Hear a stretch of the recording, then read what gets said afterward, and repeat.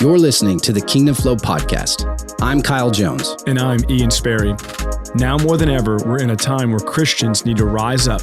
Business owners and corporate executives have a great opportunity to capture hearts by living out their faith, holding the line that's being challenged every day. Listen in as we work to uncover ways to help you live your life by design and challenge the norm by breaking down barriers and truly encouraging you to go all in on your faith. Also, don't forget to leave a review and subscribe to the show on the platform of your choice. Let's go. Father, thank you for today. Thank you for another opportunity to just speak your truth and hear stories about how you have done miracle upon miracle, wonder upon wonder in and through our lives, Lord. We just love you. We thank you and we honor you today. In Jesus' name, amen. Amen. Amen. Well, we've got another lovely guest with us, Stephanie Poss, who's a local legend here in the Katy, Texas I didn't say area. that, for sure. No, for sure. But we were connected from our boys and the schools and everything else. Her son and my son are on the same baseball team, so they've entrusted me with coaching their son and leading him on the baseball field. But we're excited to hear about your story because as I've come to know you a little bit better, and actually received an email from your husband, who's also sitting in the room, gave me a little bit more detail on your story. And it really piqued my interest in a couple of ways. I think number one, it came at a time where we were really trying to find and identify more female guests. So you are actually the second female guest that we've had on. Yeah. Oh, And nice. and the reason why is because we have also learned just through monitoring our listeners and statistics is we actually have a good, healthy number of female listeners. Yeah. So, which is surprising. Yes. So I wasn't, that Two wasn't, random dudes talking Yeah. and ladies are listening. So I'm like, okay, that's cool. We got to get some guests. And maybe they're listening to it with their husband in the car or like something. nudging I don't- and hitting They're them. hoping to and get some listen, insight. make sure you listen, But I just thought I thought it'd be great because of some of the details that you shared with me that I'm hoping to get into today, and we're going to let you tell some of that story. But I actually wanted to kick it off and read a part of that because your husband was very honoring. He really was. So cool. He was very honoring with his email, and I won't read the whole thing, but I wanted to kind of lay the foundation for what he sent that really captivated me. And, he said, I've noticed many of your guests are male, and I'm not sure if that's the design of your podcast, but I have a woman that rivals most men when it comes to faith, business leadership, and overall workhorse. She would be a great guest on your interview. And then he said, she grew up in a house of faith. Mom is a Bible verse quoting, hymnal singing, Bible belt Christian. Love it. Stephanie and her family have had have had to work hard for their successes, and all of them have found successes in all fields they've pursued. This family is a strong supporter of military and all things Christ. Both Stephanie and her father looked to serve our nation, but could not due to some health issues. She had to overcome tragedies in high school and college levels that would derail many of lesser faith. The rest, he gave me a lot of insight into your son's story, but I'm just curious, what was it like growing up? You had what he used was the word he used was you have a faith that rivals most men. And that's the verbiage that I think really captivated me. So I'm curious to understand where that came from and how did you get here? It was definitely a Christian household. But I don't have an incredible story as like there was this big aha moment. I think for me, as soon as I heard it from like as a baby, like I've truly believed in God. Like I believe he's real. I believe he's part of your life. Like I don't believe he's like a genie sitting on the corner like I think some people do. Like I've never had a doubt or a like time when I didn't think he was real. And that was always something like, our family still to this point, like gets together on Sunday nights and prays over Zoom and like shares what's going on in everyone's life to pray over. And that was always something like growing up, we always prayed together. We always, if anything was wrong, it's, well, what has God said about it? Like, have you talked to God about it? What does he say? We'll pray on it. It wasn't immediately like, oh, let me try and fix this for you. It was like, what does God say about it? Yeah. And so I think that's kind of always carried me. Wow.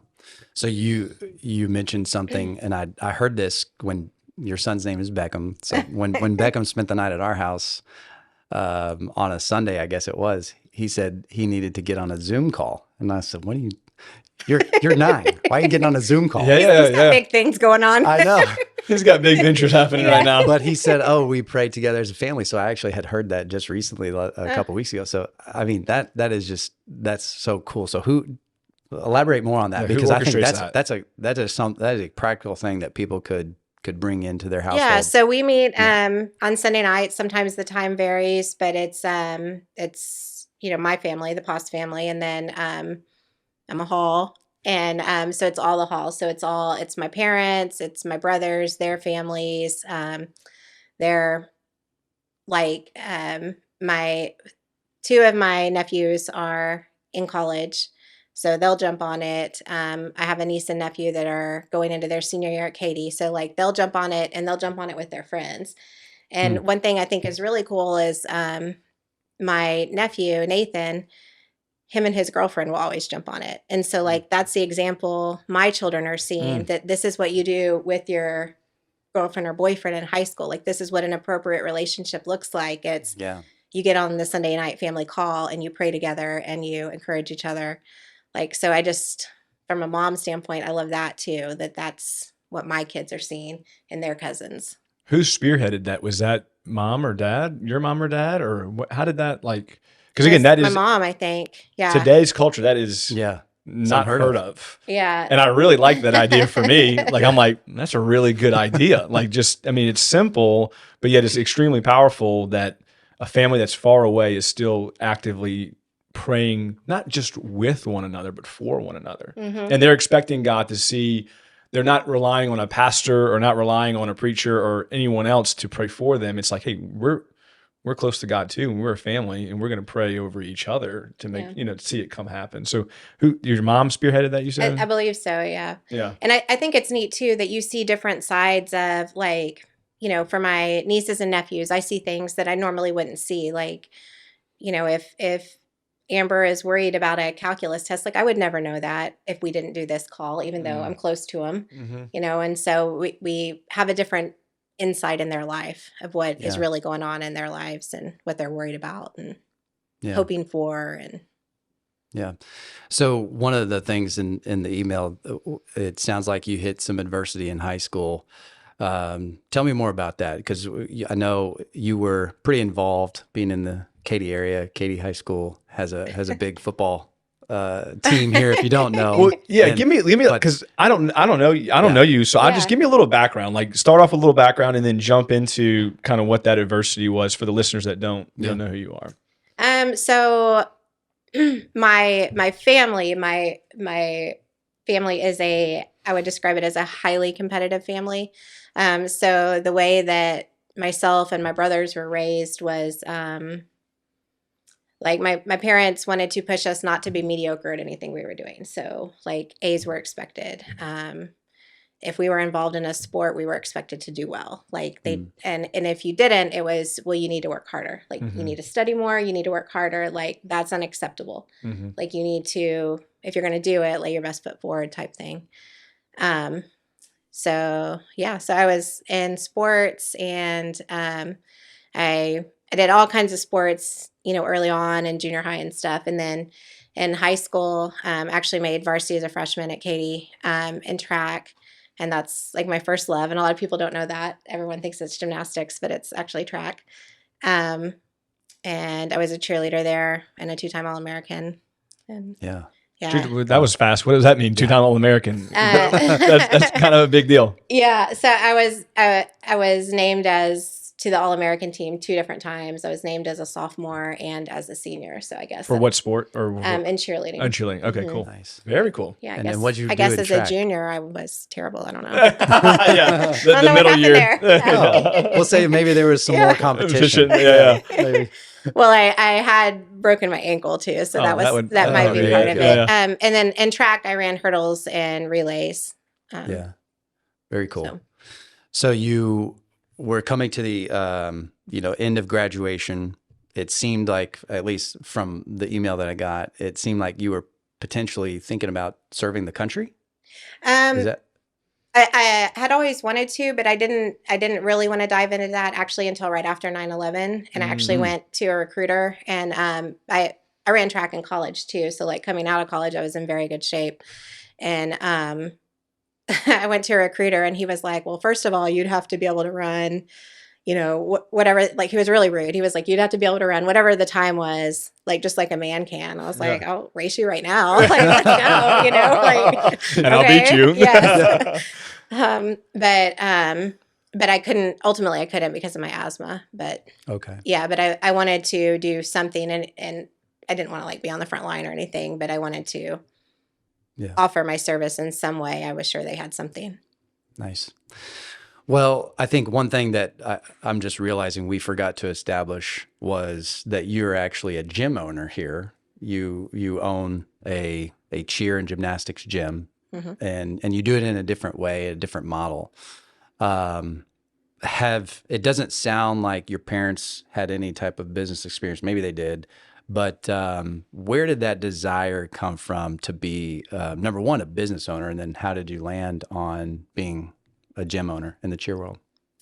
So actually, from the time I was in junior high, I decided I loved like watching what my coaches did, and I thought, well, that's cool. Like, that would be really fun, but I don't necessarily know if I want to be a coach. I'm not sure. And so I was like, and most athletes go the athletic route, or most cheerleaders go a cheer route. Like, there's not a lot of crossover usually, like at the high school level and stuff. And I was like, well, that's weird. Like, I feel like it should just all be in one. And so even in junior high, like, I had a dream of having like a multi-sport facility where like whole families could come and there could be something for everyone there. And it even though like your kid's getting a lesson, it could still be like a family time and an encouraging time for everyone. Like, no matter what your desire is, or your health goal, or your sport is, there could be something for everyone. Yeah. And so like from junior high, like I even drew it out like on paper, and actually showed it to a coach whose granddaughter has been in my gym. And she was like, well, I believe it. I believe you can achieve it. Like, don't you ever let anyone tell you can't do it. Wow. Yeah. So how much of that from that picture does your gym look like? Is it organized the same way, the mats and everything else? I'm curious if that looks we had a podcast recently about vision. Yeah. And so it's funny that you're even in junior high, you had, it seems to be a God vision from a young age that, I mean, you're walking in today. And so was that just, I mean, was that something that you just felt in your spirit was the right thing, or where you wanted to go? And it seems like you've accomplished it. What's the gym called? Katy Gymnastics and Sports Performance. And I also have I think posture. Caleb just went, my son, I think, just went to Probably. that. I didn't realize that. I didn't realize the same. Okay, very cool. He loved it. He just went a couple weeks ago. He went with Jack. Thing. He went with Jack. Yes. Yeah. He went with Yes. Jack. Yeah. Yes. Okay. My Very name's Jack, cool. brought a friend. Yes. Very cool. Very cool. Yeah. Yeah. So the vision, how did that, I'm curious, from the picture to what it looks like now. Yeah. What does it look like now? Is it So, close? Like the way we love on people is definitely in line with what I envisioned there. There's a lot that I still want to add, and hopefully that's coming soon. And the new layout looks a lot like the picture. Really? Like, a lot. Like, So even cool. where the door is. That's awesome. That's so cool. Well, Yeah. and with the new layout, it's, I know this just because you and I have had conversations. You've looked at expanding, and you've looked at other properties and everything else. And so I know that you've had some work done with an architect, correct? Yes. To lay this out. So that's so cool. I Yes. mean, it's the vision side of it is critical, but how we get there is what we were talking about on a previous episode, is creativity behind it. So I'm curious, number one, would you classify yourself as just a quote unquote a creative person? And if not, how did you find yourself, casting this vision, especially with somebody else, and articulating this with somebody, an architect? I've worked with architects too. You're casting the vision, and they come back and draw it. And if they're way off, Usually it's because maybe we didn't articulate it very well. So I'm curious. Tell me a little bit more about that. Well, so it's funny you say that. So I had a boss, he's a great entrepreneur, like, and I definitely, like, you can see in hindsight how he was set in my life to kind of teach me and show me things. But he actually told me, I was talking to him about this, that I was going to do this one day. And he drew out on a sticky note, like 2 circles. And he said, you're absolutely an entrepreneur. Like, your mindset is 100% an entrepreneur. Like, you're very creative, like your ideas and looking for things that are different. He said, no doubt, like, that is you. And so he, like, draws this circle. And then he draws another circle that kind of overlaps it. And he was like, but the other side of it is there needs to be people that are willing to put it into action and take the action and make it happen. And very rarely do those things overlap. And that's why a lot of people don't ever make it. And he was like, you'll never make it because you're not going to be able to take the action to do this. And so we've actually have that in our bedroom. I kept that. The sticky note? Yes. Oh, wow. That's that is in our bedroom. And I was like, all right. How do you like me now? Yeah. Would you like to come see my gym? But I am thankful. Like, that was a huge, like, the way my mind and everything works. Like, I respond well to that. Like, you tell me I can't, I'm going to do it twice and do it better than anyone's ever done it. And so I think that was a little bit of motivation I needed, actually. That's awesome. Does Steven know that about you too? Is that how he gets his way sometimes? We're like extreme polar opposites. Yeah. So, but I think we balance each other really well. That's good. I am very That's high good. strung and type A. Yeah. Is So- not. I hear born and raised in Katy, very good athlete, now business owner. I want to go back to the email. And it sounds like when I'm hearing a pattern, when we interview guests, I just want to listen for patterns. And it sounds like your life has been defined by overcoming, right? It's been defined by overcoming naysayers. Hey, you can't do this. Okay. I'm going to show you. Yeah. Right. It's defined by, hey, you know, like, it just seems like you've overcome. In the email, it says you overcame some things in high school and in college that would bring most people to their knees. Can you elaborate a little bit more on those stories for me? Because it just seems like it's a pattern that you overcome through your will, your perseverance, but also through the power of the Lord and the Holy Spirit in your life to overcome those obstacles in your way. Can you elaborate a little bit on that? Well, I'm not sure which ones he was talking about, but ones that were defining to me, I would say that's a fair assessment. So my sophomore year in high school, one of my best friends, like, she came down all of a sudden, like a pain in her side just wouldn't go away. And so 3 days later, her parents take her into the doctor and she has a tumor in her side. Yeah, which we're like, wait, what? What is that? Like, that wasn't as prevalent as it seems to be now. But anyway, that was, she was diagnosed on a Tuesday night. And on Friday, she started intense, like, chemotherapy, but the chemotherapy didn't react well with her, and she went into cardiac arrest.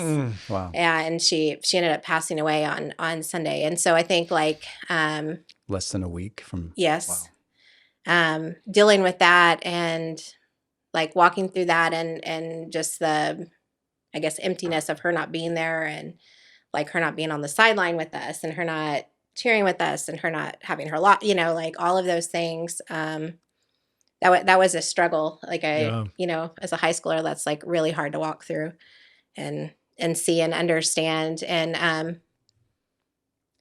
I think that was one of the first times I realized, like, it was okay to almost question God. Like, why? Yeah. Like, before, I think I felt bad, like, ever doubting him, or not doubting him, but, like, questioning, like, why would you allow this to happen? Like, why? This makes no sense, And I think that was the first time I was ever okay with, like, he can take it. Like, Yeah. he knows I'm not okay with this. Like, he can totally take this. Yeah.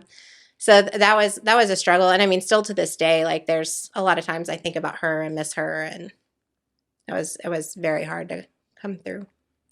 So ultimately, looking back on it now, I mean, what was the driving factor for you to overcome that and, be at peace, find that peace again? Well, for me, and it always makes me feel bad for other people actually, but for me, like she loved the Lord with all her heart. Like, and so I have no doubt, like, I'll be reunited with her again. And so to me, that was comforting. Like, this stinks down here, but like, she's living it up right now, and I will see her again.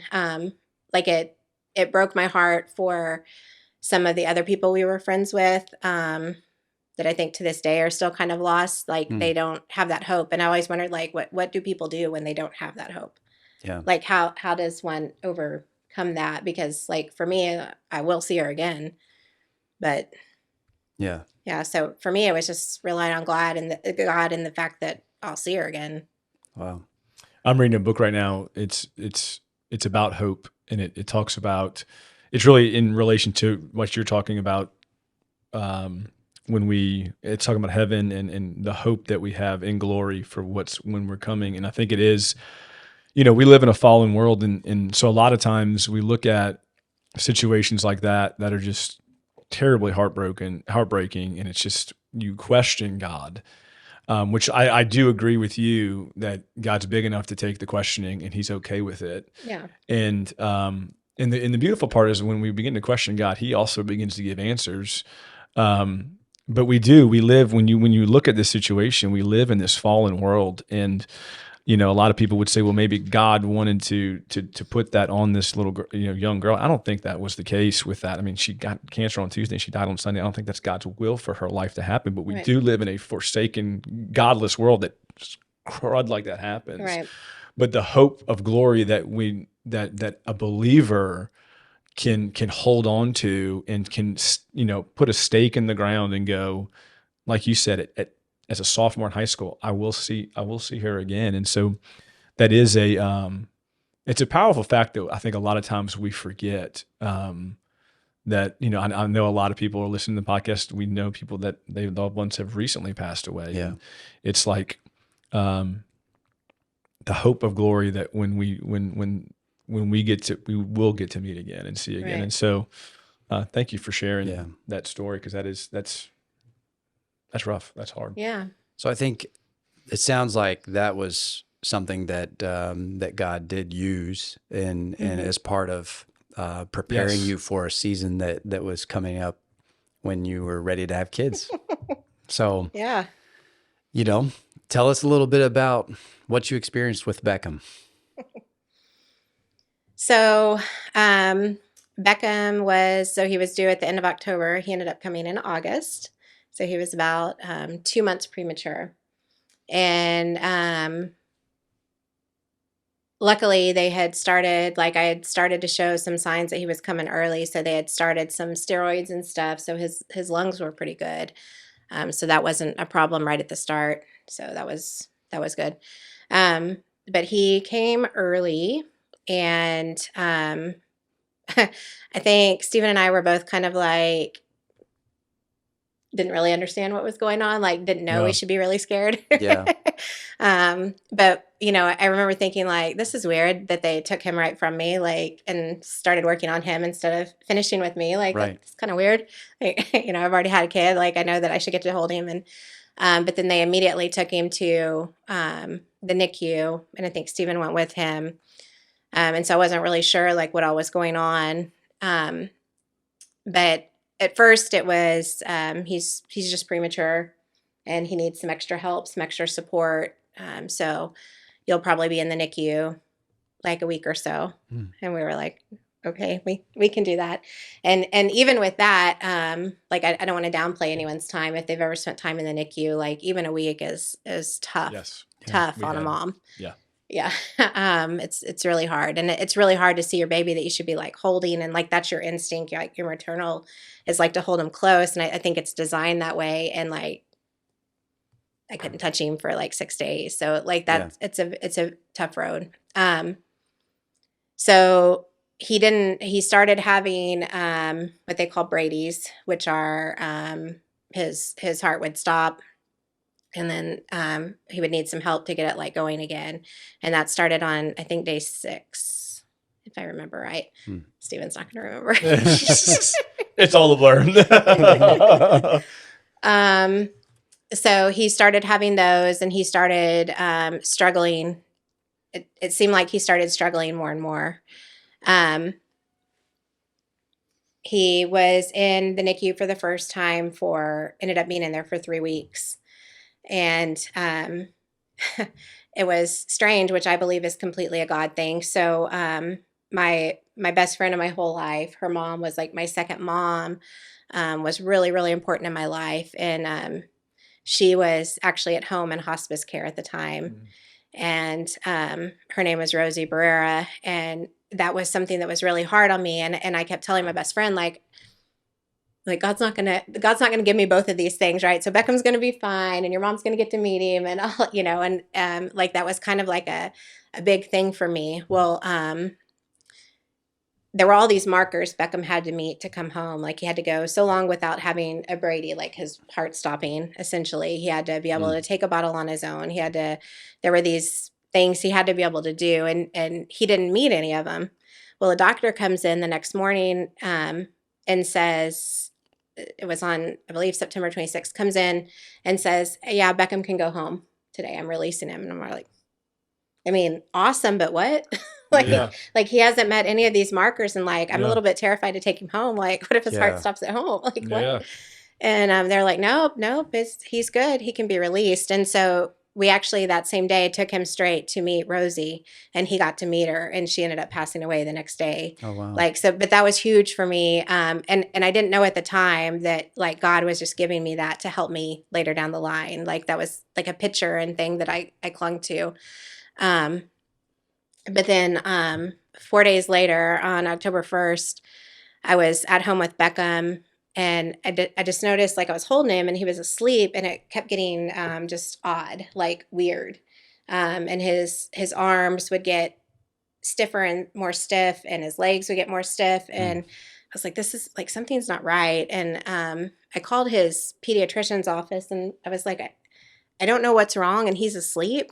And he's still asleep, but like something's wrong. And they were like, well, what's wrong? What's wrong? I'm like, I don't know. Like, I can't tell you, but something's not right with him. Well, while I was on the phone with the pediatrician's office, he quit breathing. And so they dispatched 911 to our house, and we had to, I had to start emergency procedures on Beckham. And another God thing, there was a emergency crew that had taken a wrong turn, and they were on the street right next to our street. Wow. So they were at our house, inside of our house, within a minute of being dispatched, and took over and were able to help him. So they took him to one of the Katy hospitals, and they got him stable there, and then they realized they couldn't treat him, so they transported us to Texas Children's downtown in the level 2 NICU, where we ended up staying for months and months and months. Was he breathing at that point yet? He was breathing on his own, yes. What was wrong? What did they They didn't know. They didn't know. They hadn't. We got that a lot. We have no idea. We don't know why. What's wrong And with he's him? how, a week old? He's, at this point, he's 2 months old. Jeez. Yes, and they don't know. We don't know. I'm like, well, don't we put people on the moon? Like, how can you not know this? Can we not figure this out here? Aren't you the smartest people? Yeah. So we went to Texas Children's downtown, and like looking back, that was actually not that I would ever want to walk through it again, but to see things that God had lined up already for us, like, were amazing. We get downtown, and I asked my mom, like, I don't share a lot on social media, like our trips and stuff. Like, I don't share a lot of that kind of stuff on social media. But I asked my mom, like, ask for prayers. Like, he needs, like, this is bad. Like, this is not good. Did the doctors, would they give some kind of, like, were they afraid he wasn't going to make it kind of thing? Or Yeah. So we were told several times. How many different times were we told to, like, essentially get his affairs in order? Like, so the diagnosis that he ended up coming to, one of them was a failure to thrive, which I guess in doctor's terms is like, he's not going to be able to make it. The body's just giving up, basically. Yes. And so, and what happened when they did that, because of the new, like, healthcare laws and stuff, insurance wouldn't pay for any of his things. Wow. What? Yeah. So like essentially, so the way my mind works, I was like, okay, so let me understand this. Like you're basically saying like, let my kid die. Like he didn't get a chance. Like he didn't get to fight. Like Yeah. no. And the whole time I think God gives you like a calmness, a peace. Because the whole time, like looking back, when I look at his pictures, I was like, oh gosh, he looks terrible. Like, oh, Yeah. he was sick. Yeah. But like, I remember at the time thinking like, he doesn't even look that bad. Like, why are Yeah. people making this like this is like life or like he's not Yeah. gonna die. Yeah. And I knew without a doubt the whole time like he was not gonna die, and he was not gonna have if he lived the life that they were saying he would have. Like they were saying he would never eat on his own, that he would always be machine fed, and he would never, do a lot of things on his own. And I just never bought into that. Like Yeah. I feel like God just kind of gave me that's not his course. So Like, that's what to Wow. ask you. Okay. A lot right there. And I'm trying to Yeah. process it myself. New baby, mm-hmm. get home, your best friend's mother passes away. All this is going on. You're looking at your child. It's not going, something doesn't look right. He stops breathing. You get him in. They're telling him they're telling you guys multiple times, he ain't going to live. Right. And on top of that, we're not going to pay for him to live at this point. Mm-hmm. Right. And there's a confidence in you, okay, that's saying, no, he's going to live. Mm-hmm. Okay. So a lot of people would think, I'm being real. I'm sitting here as a faith man, a believing man, and going, a lot of people think that, well, that's just being naive, right? Yes. You're being naive. Stephen and I didn't always See eye to eye. Yes. Yes. Right. And I think he was more under the impression like, the doctors definitely have his best interest at heart. Yeah. Which, and I think they did. Like, I don't Sure, think they sure. didn't Yeah. have his best interest at heart, but they didn't know that like God had other things lined up for him. Like they thought he was going to be a case like any other case that they had seen. Sure. And I 100% knew like. So that's why I get to the question. So you 100% knew it. What did you like? Describe what you knew. Yeah. Like describe what did you hear? What did you know? Where did the confidence? Where did it come from? Like I know it came from God, but like Yeah. Like how did you know? Like that's just it's just. Did you see a vision? Did you see a picture? Did you see? Like I think it was. I've tried to explain it actually to my daughter Brooklyn before. Like I heard God's voice, but it wasn't like a voice you can hear. Mm-hmm. Like it was like an idea in my head that wasn't my idea. Mm-hmm. It was like I knew it wasn't my idea, and I knew it didn't make sense. I knew nobody agreed with me. I knew he didn't agree with me. But I knew that I was supposed to fight for Beckham. Like I knew without a doubt that I wasn't supposed to let certain things happen. And there were several times that I actually told doctors like that would fly in to work on him, like, get out of his room. You will not say that around my child. Like you will not speak that over his life. Like get out. Wow. And I think God gives you all that. Like I don't think sitting here that I could do that again. Like I think God gives you what to say and the thoughts that are going through your mind. And I do think he sustains you. Like I don't think like Beckham ended up being there for months and months and months. And like I think he gives you the energy to do that. And it is a very, very hard road. And I think he does. But I think also like there are some things that I'm thankful for in that journey. Like I said, I've never doubted that God was real. Like I've never been one that like had a time where I went away and didn't think he was real. I've always believed he was real, but I've never understood brokenness, and I've never understood what it means to like blind faith, like lay something at God's feet and like beg him to take it over. Like do something. I've never understood that until Beckham's situation. And there were several times like I just begged for him. Wow. Yeah. But there was a lot of really cool, like, that I think God would strategically put to kind of keep us going. One of Beckham's surgeries, Texas Children does a really good job of keeping parents close to your baby when they're going through things. And they have a lot of, especially downtown, they'll have like glass walls and stuff that you can kind of although you can't be right there with them, you can see a lot Sure. and procedures and stuff. But this was the first one that we weren't going to be with him. And it was a big surgery, and we'd asked for a lot of prayers. And the surgery was supposed to happen at 7 a.m. So like, you know, his family, my family's there, like we're all geared up, and I'm really, really struggling with the idea that he's going to be alone. And that was something like to this point, and this was, I don't know, 3 or 4 months in, but to this point, like I felt like I had handled everything really well, but this was like breaking me. Like I just couldn't fathom him, like for some reason, like that was breaking me. And my mom's like, he's not alone. Like God's right there with him. Like he's not alone. Like you got to remember, like he's not alone. I was like, I just can't. So the surgery was supposed to happen at 7. They come in like getting prepped, and we're all emotional. And then they come in. The doctor's been called to something else, so the surgery gets delayed. We're like, oh. So we wait a couple hours, and then they come in again. Surgery is about to happen. So we go through this whole roller coaster, like emotions again. Surgery again gets delayed. Wow. This happened 6 times throughout that day. So then it's like 8:30 that night. Surgery was supposed to be at 7 a.m.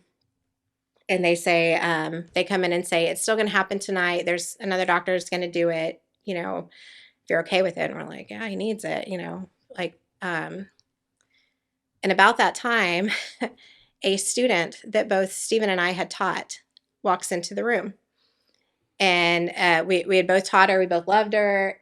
Had no idea that she was doing nursing training at Methodist, which is like right next door to Texas Children's downtown. She had seen the call for like prayer, and she said, well, I thought, I was sure, you know, surgery had already happened, but I just thought as soon as I got done with my student training, I'd swing in and just like give y'all a hug or something. So she comes in, and she's in her scrubs from her training. And about that time, we're like, oh, it's so good to see you, you know. Well, the doctor walks in, and he said, looks at her, is about to take Beckham, looks at her and said, are you a nursing student? And she was like, yes. He's like, well, do you want to come to the surgery with me? Wow. Like, what? I have chills all over my body. What? Oh, this is so crazy. Yeah. And so I think like God, a lot of things like that, God, I think, put in place to remind us, like, I've got you. Like, chill out, dude. I got you. Well, no, like, I mean, I don't even know if I don't know if I could chill out. Like, I'm thinking about me, but like, he just confirms and confirms and confirms. And I think what I'm hearing, like, I asked the question, how did you get through it? I think number one, the faith that was built from a child was coming to action for the first time, like real action. Yeah. And then number two, it was the confirming that just kept you going. Yes. I remember a story, like I almost got emotional just now because my wife was having a problem with Mackenzie, and they didn't like what was going on with her. And we began to pray over Michaela. And I said, Lord, I just pray that, Lord, you would just send your angels in this room right now. Give us peace. Help us through this process. Like literally, that's how I said it. God is my witness. 3 seconds later, I get and we open the door, and it's the lady that we don't know. And she goes, hey, I'm so-and-so, I'm a nurse for this. And she goes, my name's Angel. And I just want to, you know, and again, I don't think Angel was an angel, right? I don't think Angel was an angel, but it was for me, like, it was just like, it's a confirming thing. Hey, I'm scared that my son's going to be by himself. It's been delayed. He heard your heart. He heard the cry of your heart, right? Would it have changed the circumstance of the surgery? Probably not. Obviously not. Yeah. But he heard your heart. Yeah. And it delayed. And this is how good our Father is, that he even delayed this so that you knew somebody that you trusted. Hey, do you want to come back and surgery? Like, when does a doctor ask a nursing student, hey, you want to come back in surgery? What? Just see me open up this child's, you know, like what? You know what I'm saying? Yeah. Like, right. But he cares. And so I just want the listeners to hear this, like, he cares about it all. Yeah. Yeah. He cares about the fact that your son was struggling to live, but he also cares about the fact that the mother's heart was hurting and needed a touch. Yeah. And needed something, right? He cares about, that's how good he is. That's how grand he is. He cared that Mackenzie was struggling, yes, and Michaela was struggling, but he cared that daddy needed a sign too. Yeah. Right? That daddy needed, I needed a little help, right? Yeah. And so Yeah. Crazy. Yeah. Bro, I think crazy story. You're going to jack with somebody's theology and how one might take that as we're influencing God in a way. But I don't see it that way. I see it. He's truly a gentle father and cares about our desires. Yeah. And that's the friend. This is the friend side of God that can be described and seen all over Scripture. But I just want to finish the story up. So I'm like, what was that? I'm in like a movie right now. I'm like, okay. So we get the surgery, months in the deal. Yeah. So surgery goes well, and I do have to say another really cool thing. One of my sorority sisters who I hadn't talked to like since the day we left college, just about like Facebook friends kept up. But other than that, like, just life had taken us. Her husband was on the board of the Ronald McDonald House. And there is a Ronald McDonald House literally attached to Texas Children's. It's on one floor down from the NICU we were on. And they do kind of a raffle, a drawing every day to see who gets to go. Don't say what you're about to say. Yes, like who gets to go take a nap, who gets to go take a shower, because there's so many needy families there. And we got it every single day. The entire time we were there. Wow. They were able to get us like help us. Wow. And so sometimes like just to walk away from him for a second and just like, breathe. See the sunlight. Did they end up paying for the medical bill? Like did no. So y'all didn't. Y'all got hit with the medical bill. Yeah. And so what ended up happening was they found out, actually, no doctor found it, a nurse did, that Stephen kind of became close to at that time. So what was happening is Beckham could eat, but he couldn't digest. So whatever didn't finish developing couldn't digest the foods. Like he couldn't get the nutrients to his body. So he was already a preemie, but he was losing a ton of weight. Like he was 3 pounds at one point when he should have been like 10. I mean, like he was in a rough way. And they couldn't figure out. And so they were going to do a permanent feeding tube they wanted to do to him, like to bypass all that. And I was like, no, like you're not, you're not, like that's no. Yeah, it's not the answer, and that one was a really hard one. Cause like, am I killing my kid? Like what am I, so we found that there was he couldn't even take protein. So it had to be a pure amino acid form. Like he couldn't take breast milk or anything. Had to be pure amino acids, which was like pure gold. It was very expensive. Usually insurance covers it, but because of his diagnosis, they wouldn't. So to feed him was several $100s a day. Just like the 30 ounces he was taking. Like it was unreal. So that became a really big burden. During that time, I had been teaching, but I had been on bed rest like at the end right before he was born. So I didn't have any sick days or anything. And the lady who was at Human Resources at the time of Katy ISD wouldn't grant me to have teachers donate days to us so that I could be paid, because she said a lot of moms pretend their child is sick so that they can get more days off. Jeez, great. Yes, I said, well, my son's dying, so if you want to come see him, you're welcome to. But anyway, they denied that. But like, as cool as God is, right at the same time, a man that owns several businesses out here, I had been doing some like my degree and background is in marketing, and I'd been doing things for him. He kind of heard about it and he was like, work for me full time. Like work for me from the hotel or the hospital room. The hospital room. So I was able to kind of make that jump, and that was a huge blessing. But still, the burden of just keeping Beckham's literal food and being down there each day was like draining our resources. And I think two of the really cool things, like God showing up, we had kind of decided, we were like, my dad's a CPA. Like, so all my life, like, you don't have debt. You pay your bills. You yeah, like, love that. Dave Ramsey in the flesh. Yes, yes. Like, you pay your bills on time. You pay what you owe. Like, so things are just mounting up on us. And Stephen and I had decided, like, well, we'll keep a car safe. Like, we'll keep one of our cars safe. But other than that, like, we're going to let everything go. We prayed about it, and we're going to be all in on Beckham. Like Wow.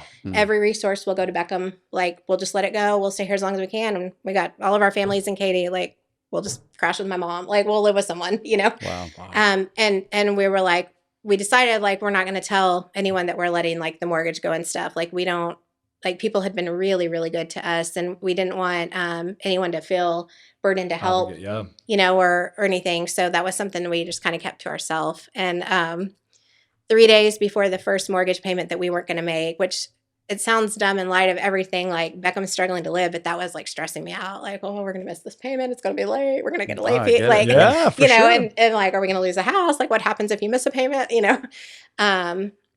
3 days before the first payment, Pastor Brian, one of the pastors at the church, called and he said, I have something really weird for you. And I was like, okay, what? And he said, well, some guy came and he heard about Beckham, but he doesn't want to like donate to us because we had like a fund for his food. He was like, he doesn't want to donate to that. He wants to pay your mortgage. And he was like, I was like, Jeez. yeah. I got And then the chills. pastor was like, I don't know, like, do you feel weird about that? I was like, No, I don't. This is Wow. Wow. yeah, like just You crazy. didn't say that in your email, Stephen.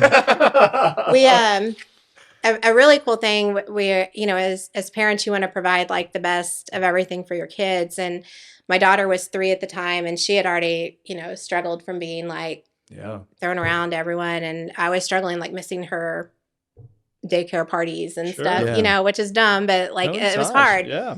And so we were struggling with the idea. It was Christmas time now. We're still in the hospital. And we were struggling with like, we can't provide the Christmas we normally do, like, or that we want to provide her. And I know she's only 3, but like, she should get a great Christmas too. But, and so as parents, like that was really hard, like really, really tough. And we came home one night right before Christmas and a group of friends, and it was spearheaded by somebody that we didn't know at the time. I got to meet later on and we put it together, but they provided a huge Christmas for my daughter. Like, and it was just all at our front porch. And like, they had just got together and decided like, we're going to bless them with this. And like, we hadn't asked for it. Like we didn't tell anyone like this was a struggle that was going on. But again, I think just goes back to like God giving you a hug. Like I've got you, you know, like things that are important to you. I've got. This is another thing that I just want to like, there's so many points to this, but like, this is why spiritual family is important. Absolutely. Like this is what I'm hearing is, I don't know if, again, how did you get through it? You got through it through your faith. You got through it through his spiritual hugs or confirmations, and you got through it through spiritual family. Spiritual family helped drag you through when you didn't want to be drug anymore. Right. And that is, you know, we can't do this life alone. And so it's so important that we have at least somebody to be able to rely on, because what you need people when you need them. Yeah. Right. Like you need people when you need them. You don't need them when you want them. You need them when you need them. And so, that's so cool. So I want to touch on that for a second. Sure. Like we, that was a hard thing that Stephen and I learned. And like, it took a long time after Beckham to really understand it. But, I think it's important, like who your circle is. Yeah. You know, because we learned like a lot of people we were really close to and they're great people. Like it's not a knock on them, but like when you need them the most, like, are they going to be there? Like, are they going to show up? And then like people that we never would have thought of at that time. Like one person that I was not close to at all. Like I had taught her daughters and they had like babysat for me, but I wasn't close to the mom. And one night in the middle of the night, I had put like, pray for me. Like I feel selfish even asking right now, but like I am struggling. Like this stinks and it's lonely here. And she showed up like in the middle of the night, this lady, like just to sit with me. Again. Yeah. It's like the seventh time I got chills. And I think it's important that you have almost that you watch your circle and you have people like when I ask you to pray, like I'm meaning like I really want you to like pray. Like I'm you know, and when people say like I'll pray for you, like people in your life that will truly pray for you, like not just like best wishes type thing, but like actually pray for you and be in your corner. That's so good. I want to touch on something that that we actually experienced this. I'm not even going to try to compare what you're going through, but Lindsay did lose her mom. They were very close at one point, but talking about spiritual family, talking about having the right people around you. Well, we noticed watching her go through that process of, her mom dealing with the cancer and everything, and ultimately took her life, was that it was the people that showed up. It was the action behind it. It truly is. And I've been guilty of it too, even since then, knowing it. And, when somebody asks for praying and I say yes, but then I get busy and I get sidetracked. So what I try to do is when I see it, when a text or something comes across, I did this with your brother. He sent a text to our group and asked for prayers for your mom yeah, no, it was your mom, and stopped what I was doing immediately and did it right there. And it's, so I think we have to be, if we're on the other side watching somebody go through that, there's a challenge in that, hey, take the time, like do what you say you're going to do. If you're going to do it, make sure you deliver on that. Yeah, Right. for sure. Even if you, and you never even, you don't need to advertise it back. You don't need to come back and say, hey, I just want to let you know I did. I prayed for you. Just do it. But do it. But then the other part of it, if it truly is somebody that you're comfortable with, and you have definitely, if you have a close, like show up, like don't ever feel like you're intruding on family time. Like I remember the people who actually showed up for my wife at that time, watching her go through that. And there's just, they didn't even say anything. You don't have to say anything, because you're not the wise counsel that needs to be speaking into their life at that moment. They just need a friend to walk through that too, and to be with and sit in silence with. Yeah, So absolutely. That's really good. So finish the story here so Beckham's going through all this, and I think we could probably talk about this for hours, because it seems like miracle after miracle after miracle. But how did it end with Beckham, and then how is Beckham today? So we met a nurse actually that figured out he could somehow bypass everything of Beckham. A nurse. My mom's a nurse, and she always said nurses are better. They're ways 100%. I've spent a lot of time in a hospital. They're smarter. So he figured out something that like bypassed and went straight into Beckham's stomach. And if he put him on like a slow drip that was constant, instead of trying to like feed him, he started being able to take it. Absorb it. Wow. Yeah. And so they put a NG tube, so like a feeding tube that goes through your nose and down into your stomach. And on a baby, you can imagine how fun that was. And then keeping that in place. And he had to be on it 24 hours a day, because it was just a small, tiny part of a drip.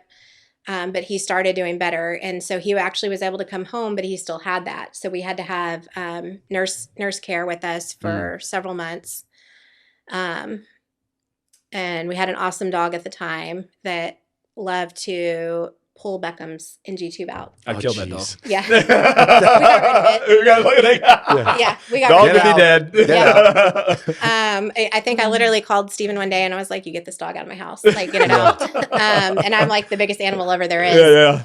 But so this went on several months, and a really long time short, it had come out 3 times in one day. And his nurse was Tara, and she was amazing. Like I truly believe she's an angel. But I was like, please don't put it back in. Like, let's give him a bottle. Please don't put it back in. And she was like, one, I can't do that. Like, the doctor's orders are, I have to do this. And I would have to talk to his specialist first. And I was like, just give him an hour. Like, please just give him an hour. Like, let's see what he does. She's like, I can't do that. And I was like begging her. Well, so she put it back in. Dog ripped it out again. And I was like, please leave it out. Please leave it out. Please leave it out. Like, just leave it out. And she's like, I can't. So the 3rd time the dog ripped it out, like physically I'm touching her, like, please just give him a chance. Like, I think he's okay. Give him a chance. And so she was like, I'll give him 30 minutes. And so for 30 minutes, like, he didn't have any of his, so he would projectile vomit like across the room and like aspirate and stuff. And he didn't have any of it. And I was like, just leave it out. Just leave it out. Just leave it out. And like, God was just telling me, like, he's done, like, he's healed. And literally it never went back in. She called the specialist, and the specialist was like, well, give it, like, you're there, give it, let him sit another hour. Like, and as soon as he starts to show it, like, get it back in. And I was like, well, can I try a bottle with him? And he started a bottle and he kept it down, and the NG tube never went back in. What was that dog's name? Wrigley. Maybe Ridley was. I mean, that was, He was like a demon, maybe right? I would. Well, No. maybe he's the one that Maybe he's the one. Ridley. I might be petting Ridley instead of, he was the one that. How old was he? So that was, how old was he at this point in time when that happened? That was right before, it was like a week before his first birthday. So you took the whole year, Yes. Year was him. went through this. Yes. And so now, how old is Beckham? Beckham is 9. Beckham, does he have any problems from anything? No. So he did intense, he didn't develop like the sucking motion that most kids do. So he did 5 days a week of occupational therapy to try and learn to suck. And we would always have to like stick a pacifier, stick a thumb, which he still struggles with now in his mouth. Yeah. Yeah. Because his brain is just used to his brain's used to it. Yeah. But it was literally like, no, suck on something. Yeah. And he did physical therapy, and it's kind of funny. So Stephen and I both coach, and the physical therapist would give us like, he needs to be able to do this by the next time we meet. And I'm like, all right, well, he's in baby boot camp now. Like, We're getting it. yeah, we're getting after it. And the physical therapist, like, have you ever heard of this in your life? Actually told me to back off of my kid. She's like, I think you're pushing him too hard. Like, back off a little bit. I'm like, no, he's fine. He'll make it. Yeah. You he's have fine. no idea what I've gone through. Yeah, that's right. Yeah. He will do it. But no, so about around age 3, after like 5 therapies a week for over 2 years, he passed out of all of his delays. The only thing he still had was some hearing issues that he's had surgeries on, and those seem to be completely fine now too. So he is how old? He's 9. 9, playing baseball, no feeding tubes, no problems. He's completely Eats everything. Again, it's just he's a stud. yeah. That's not. It's not just like I'm here to have a good time. Yeah, I'm here to run around. Yeah. No, he's playing ball. He's a ball player. That is. He's his personality is very much like mine. Like, he's incredibly intense and I would say like very strong-willed and stubborn. And I think that same thing that we try and like reel in now on him, where he can't like just play a pickup game in the street without getting frustrated if he's losing. But I think that like helped keep him alive. Yeah. Like, that he had that mentality from day one. Well, that's an incredible story. Incredible story. And I really appreciate you sharing that and reliving that, because I know it's hard. But I think one of the things that I was thinking about as you're just telling the story is, I think everybody has a story and everybody has a testimony that we, even if we didn't deal with this type of adversity, there are aspects of our story that I think resonate with other people. And that is something that God can use as a witness to advance his kingdom. And I think you really did that today. We didn't even really get into the business side of it. And I think there might be an opportunity to bring you back for sure, because I really do want to dig more into that, because I know you've grown a successful business here in Katy, and we didn't even get into COVID and what that did and where you're going now. Like, there's so much, but I just I really am grateful to have this conversation today. Grateful for your husband for bringing this to light, because I think it'll help a lot of people. Yeah, people need to hear it. You are an overcomer, and it is. I mean, it's true, and I think your family's an overcomers, and I think it's going to mark you all for a long time. That whenever you guys are challenged with through faith and grit, you're gonna get over it. And so we always we joke a lot, but only like half joking. Like, I think God has incredible things for his kingdom lined up with Beckham. Like, For sure. or the devil would not have fought him so hard. for sure, Like, there's truth to that for sure. So thank you again for sharing that. And would you do the honor of closing us in prayer? sure. Awesome. Yeah. Dear Heavenly Father, God, I thank you for this day, Lord, and I thank you for Stephen pushing me out of my comfort zone, and I just thank you for this opportunity. God, I just pray for anyone listening to this podcast, Lord, that you just speak to their heart, God, work in their life, Lord, and just let them know, no matter what they're going through right now, God, just let them know how much you love them and that you're there for them if they'll just allow you to be. And God, I just ask for your protection over all the people in this room and our families, Lord. Yes, Lord. And I just thank you for all that you do. In Jesus' name. Amen. Amen. Thanks for listening. We hope that you feel encouraged by today's episode. Help us reach the masses by leaving a review and subscribing to the show. We'll see you next time.